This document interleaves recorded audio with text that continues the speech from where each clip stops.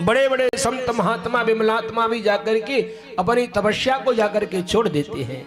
लिखा है लोभेन कर्म नाश स्यात्, लोभ में आकर के अपने कर्म का नाश हो जाता है।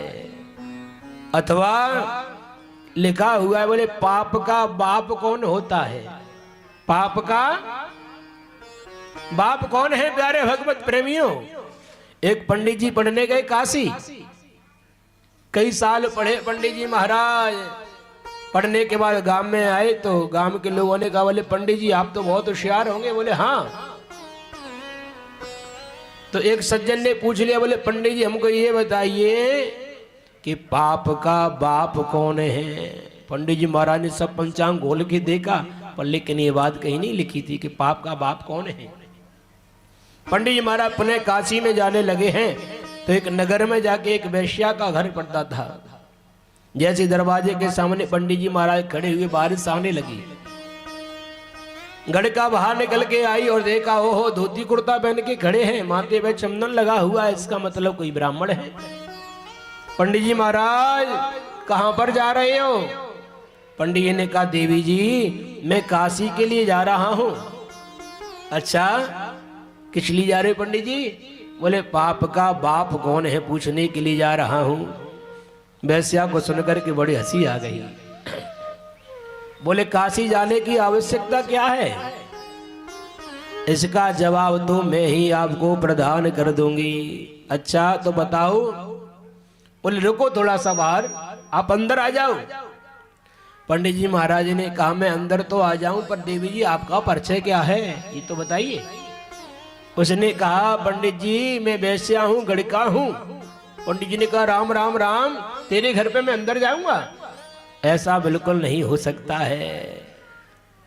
गड़का ने कहा, कोई बात नहीं है महाराज, अगर आपको अर्थ पूछना है तो अंदर आना पड़ेगा।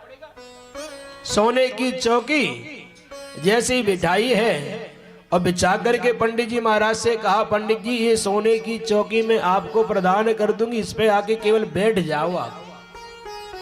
पंडित जी महाराज ने चारों तरफ देखा, कौन देख रहा है? पंडित जी अंदर घर पे गए और सोने की चौकी पे विराजमान हो गए।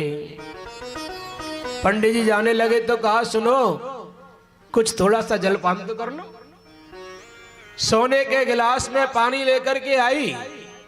पंडित जी महाराज ने कहा, राम राम, तेरे घर का पानी पीऊंगा मैं? गड़का ने कहा, कोई बात नहीं है, कोई नहीं देख रहा है, इस सोने का गिलास भी पानी के साथ आपको ही प्रदान कर दूंगी। अब तो महाराज पंडित जी महाराज ने पानी भी पी लिया। अब तो बताओ देवी जी। बोले थोड़ा सा और रुक जाओ महाराज, आप बैठो। 5 मिनट में आसन बिछा दिया, सोने की दूसरी चौकी लगाई और चांदी की थाली में, चांदी की कटोरी में बढ़िया भोजन परोस दिया। बोले पंडित जी महाराज भोजन कर लो। पंडित जी महाराज ने कहा, राम राम वैश्या, तेरे घर का मैं भोजन करूंगा? सुनो पंडित जी महाराज, ये सोने की चौकी, सोने का लोटा, चांदी की थाली सब आपको ही जाकर मैं प्रदान कर दूंगी। पंडित जी महाराज ने कहा, जीवन पर्यंत धन कमाता रहूंगा, पर लेकिन इतना सोना मैं कभी नहीं खरीद सकता हूं।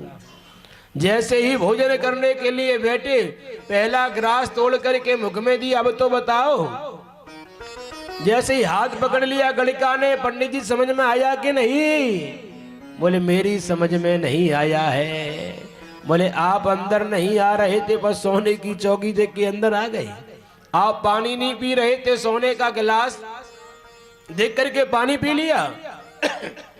आप भोजन नहीं कर रहे थे, पर लेकिन सोने की चौकी, सोने का लोटा देख करके आपने भोजन कर लिया। तो महाराज पाप का बाप यही है जिसको कहते हैं लोभ। क्या कहते हैं जिसको? लोभ। लोभ में आकर के आपने ये पाप कर्म कर लिया कि मेरे घर का भोजन भी कर लिया, मेरे घर का पानी भी जाकर के पी लिया। प्रेम से बोलो हर हर महा